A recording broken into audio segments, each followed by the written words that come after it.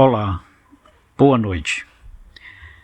Estou trazendo aqui, mais uma vez, pela bondade e misericórdia de Deus, uma palavra do Senhor para nossas vidas, para nossos corações e meditação.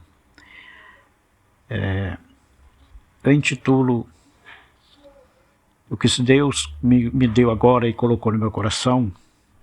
Eu intitulo O Assassino da Alma. Aí eu lhe pergunto, esse nome é sugestivo, o assassino da alma. Mas você sabe quem é o assassino da alma? Você, como cristão, sabe responder quem é o assassino das nossas almas?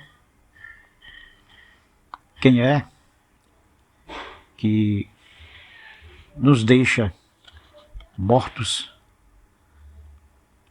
não só mortos espiritualmente, mas também mortos carnalmente? Porque é uma consequência. Nós somos corpo, alma e espírito. Então o espiritual está ligado ao material e vice-versa. Se você não sabe quem é o assassino da alma, eu vou lhe mostrar aqui no livro de Romanos, louvado seja Deus, no capítulo 6, versículo 23. Aí você vai saber quem é o assassino da alma. Pois está escrito: porque o salário do pecado é a morte, mas o dom gratuito de Deus é a vida eterna por Cristo Jesus nosso Senhor. Estão vendo aí quem é o assassino da alma? É o pecado. O pecado é uma doença mortal que mata corpo, alma e espírito e joga os três no inferno. Por isso que a palavra de Deus ela é bem clara, em Romanos 6, 23, quando nos diz que o salário do pecado é a morte. Então, meus amados, o pecado sentenciou-nos a uma morte lenta e dolorosa, porque as pessoas não percebem, quando vivem uma vida de pecado, uma vida de libertinagem, elas não percebem que estão mortas espiritualmente e futuramente morrerão também carnalmente, porque é uma consequência desastrosa, mortal. E Satanás, ele, como é o cabeça de toda a maldade, o pai da mentira, ele mente para os homens, como ele mentiu para Adão e Eva lá no começo, enganou Adão e Eva com as suas mentiras e sentenciou Adão e Eva a essa doença mortal e traiçoeira chamada pecado. Satanás ardilosamente enganou aquele casal dizendo que eles não morreriam, enquanto que Deus os avisou, Deus os alertou que no dia que eles tocassem naquele fruto do conhecimento do bem e do mal, eles morreriam.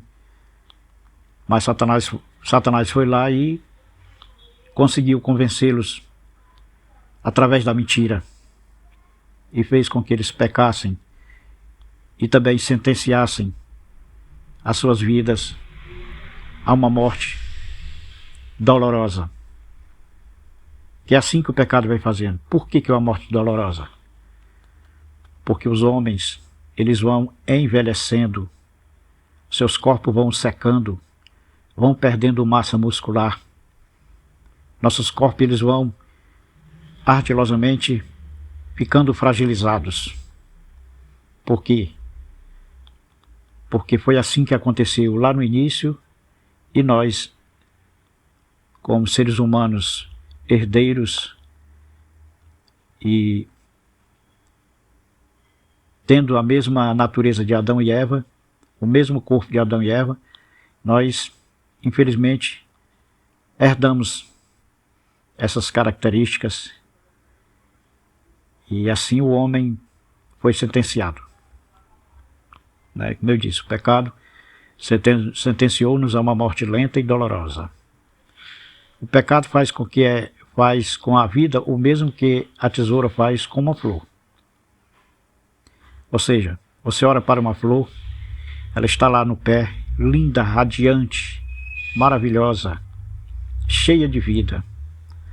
Aí você vai lá e corta ela, separa ela do pé que a alimenta, que lhe dá seiva, que lhe dá força, que lhe dá vida, né? Um corte na arte separa a flor da fonte de vida, que é o pé, a planta em si.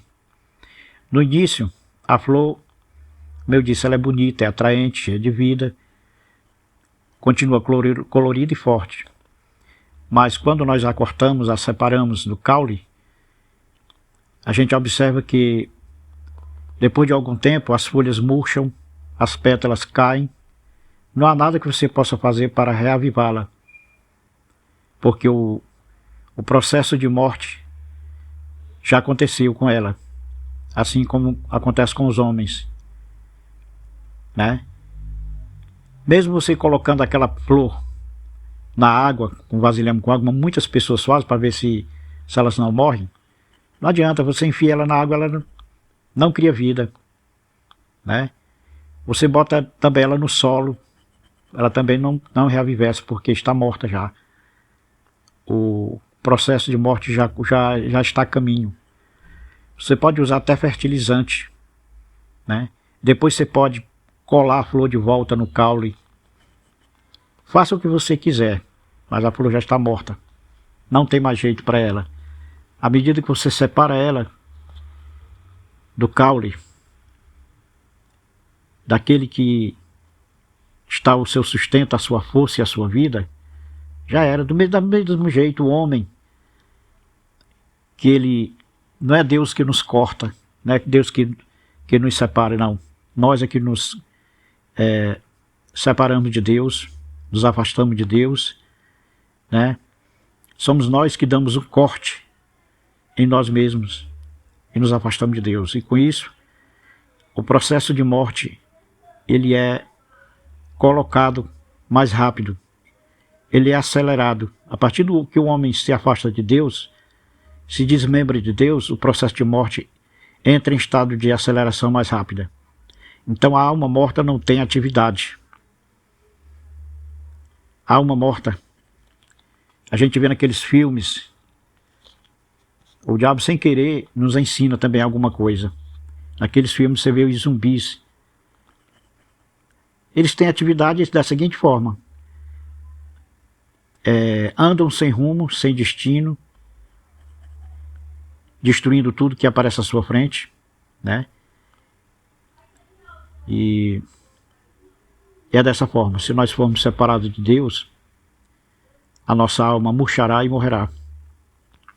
A consequência do pecado não é um dia ruim, nem é um ataque de mau humor, mas uma alma morta.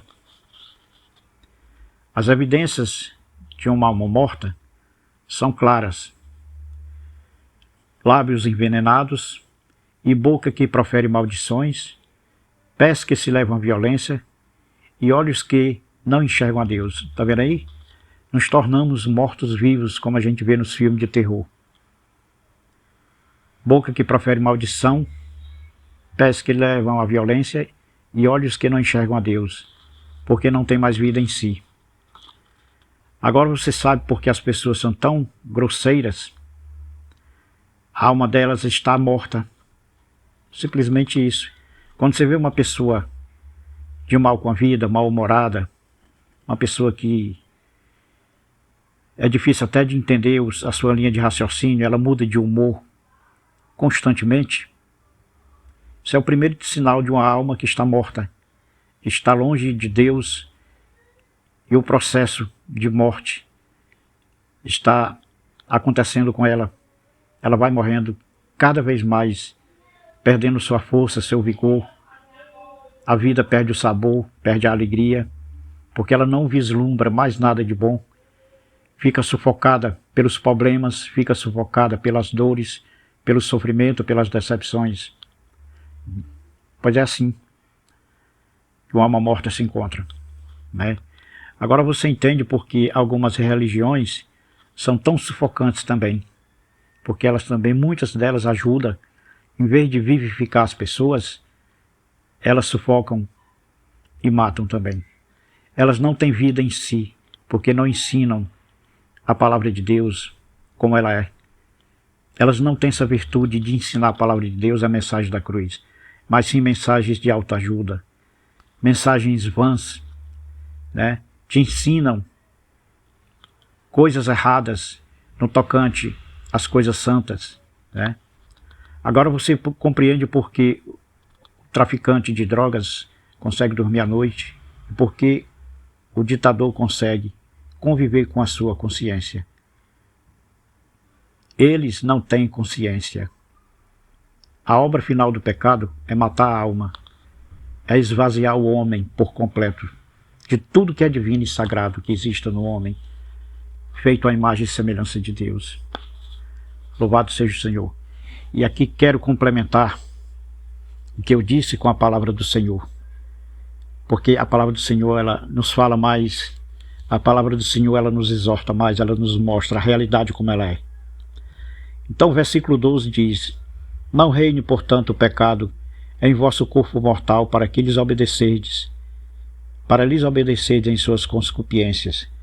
Nem tampouco apresentei os vossos membros ao pecado por instrumentos de iniquidade, mas apresentai-vos a Deus como vivos dentre os mortos, e os vossos membros a Deus como instrumentos de justiça.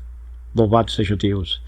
O 14 continua: porque o pecado não terá domínio sobre vós, pois não estáis debaixo da lei, mas debaixo da graça.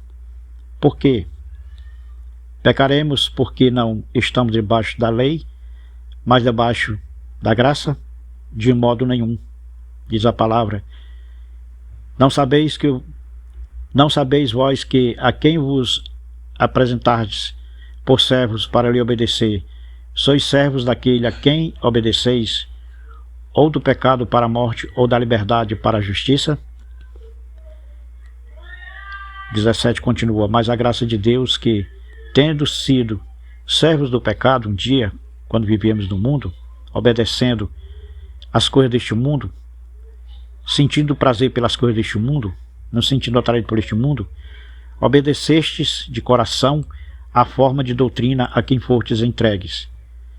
Quer dizer, um dia nós estávamos no mundo, nos alegrando no mundo, fazendo o que o mundo nos proporcionava, mas quando nós passamos a obedecer ao Senhor, então nós mudamos a forma de ver as coisas, a forma de ver o mundo, a vida e as pessoas, né? Nós estamos, como eu sempre digo, em outro patamar, né? E o 18 diz: e libertados do pecado fostes feitos servos da justiça. Louvado seja Deus. Então, meus amados, o 23 é por isso que o 23, eu vou repetir esse versículo, porque ele é muito importante para nós absorvermos e guardarmos nos nossos corações. 23, que já li e vou repetir: porque o salário do pecado é a morte, mas o dom gratuito de Deus é a vida eterna, por Cristo Jesus nosso Senhor. Louvado seja Deus. E no capítulo 7 ainda de Romanos, versículo 12, diz: assim, a lei é santa, o mandamento santo, justo e bom. Então, nós temos que obedecer ao Senhor, porque sua lei é santa. Temos que obedecer seus mandamentos, porque é santo, justo e bom. Então, aí está a palavra de Deus, só nos confirmando que nós devemos honrar a Deus, honrar o nosso Senhor com nossas vidas, em obediência, em observância aos seus estatutos divinos, porque não estamos mais debaixo da lei, mas sim debaixo da graça de Deus. Mas com isso não quer dizer que possamos andar pecando e saindo da regra de Deus, não. Ao contrário, a graça ela é mais pesada do que a lei. Muita gente acha que a graça ela é mais leve do que a lei. É não. Na lei, o homem só seria condenado e morto, era morte por apedrejamento, se ele fosse pego em adultério, tanto o homem como a mulher. Então seria mortes e apedrejado. Essa era a lei que determinava, mas na graça já é diferente e é mais ainda, na graça a coisa é mais complicada, é mais apertada, porque o Senhor Jesus disse que quando você olha para uma mulher e em seu pensamento a deseja deitar-se com ela, você já pecou, você já se desgraçou, você já adulterou. Não é mais pesado? Não precisa ter a união de corpos, mas sim na graça basta olhar e desejar. É pesado, sim. Vamos atentar para isso, para a gente não brincar. A graça é coisa séria. A graça de Deus é uma coisa ótima, maravilhosa, porque foi através da graça que nós fomos, aleluia, alcançados pela justiça divina, através do sacrifício de Jesus, porque Ele já pagou o preço. Ele já pagou. Foi riscado a nota que nós devíamos, foi riscada e paga com preço de sangue. Aquela nota, aquela conta que me levava para a morte, ela foi riscada. Deus a pagou. E o sangue de Jesus nos comprou. Jesus comprou o nosso passaporte para a salvação, para a eternidade. Basta a gente crer, absorver, praticar, entender e viver essa graça maravilhosa de Deus. Louvado seja o Senhor. Então, meus amados, pensemos nisso, porque eu observo que nesses últimos dias as pessoas vivem um corre-corre tão grande, preocupados mais com as coisas deste mundo, preocupados mais em fofocar.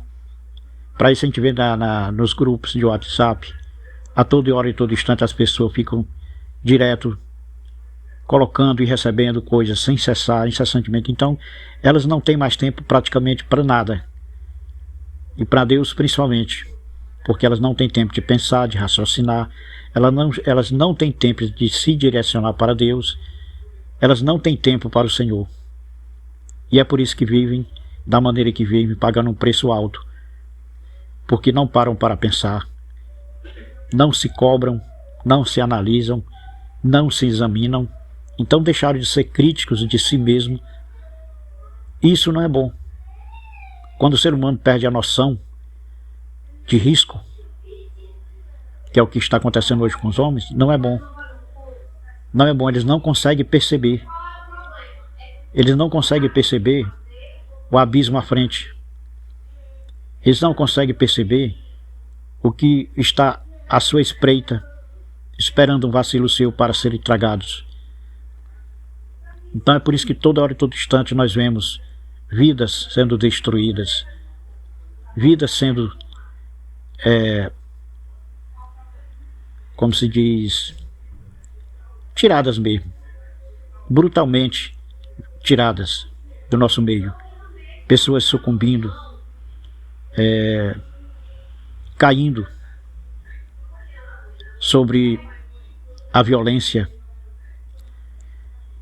E eu gostaria que as pessoas abrissem os olhos, meditassem mais na palavra de Deus, meditassem mais que sem Deus nós não somos nada. O que nós podemos ser sem Deus? Nada. Muitas vezes a gente acha que está tudo bem, o mundo vai nos enganando, Satanás vai simplificando o pecado, mas ele não simplifica e nem diminui as nossas dores, as nossas decepções, as nossas perseguições. Então ele apenas minimiza o pecado para você não entender, porque ele sabe que você está muito ocupado com estas coisas deste mundo e não tem tempo para pensar, não tem tempo para saber que por trás de tudo isso está um ser maligno, um ser audacioso, que tem ódio à raça humana, o gênero humano. Mas os homens não conseguem absorver isso, não conseguem ver isso e não sabem disso, a não ser que alguém lhes diga e a palavra de Deus lhe mostre, porque a palavra de Deus ela é o ponto de equilíbrio, ela é a sabedoria maior, ela é tudo que nós precisamos para nós nos conduzirmos neste mundo perverso e má, diante de uma geração que já se prostrou às trevas. Uma geração que hoje que anda de joelhos diante das trevas, que se renderam e não sabem o risco que estão correndo, porque no final de tudo o arrependimento pode chegar tarde. Gostaria que as pessoas meditassem nessas palavras, nessas humildes palavras que o Senhor me dá, porque eu não quero ser melhor do que ninguém, nem mais do que ninguém, apenas quero alertar as pessoas, apenas quero ser uma atalaia, uma trombeta de Deus nesta terra, para levar avante a semente da vida, que salva, que liberta, que cura, que nos leva para o céu. Que o Senhor Jesus nos abençoe, que o Pai, o Filho e o Espírito Santo tenha misericórdia de nós, tenha misericórdia de todos nós, do seu povo, da sua igreja, de povos e nações, de lares e famílias. Que assim seja. Que a graça de Deus, o amor de Deus e as consolações do Espírito Santo sejam com todos nós, agora e para todo sempre, nos livrando de todo mal. Em nome do Senhor Jesus.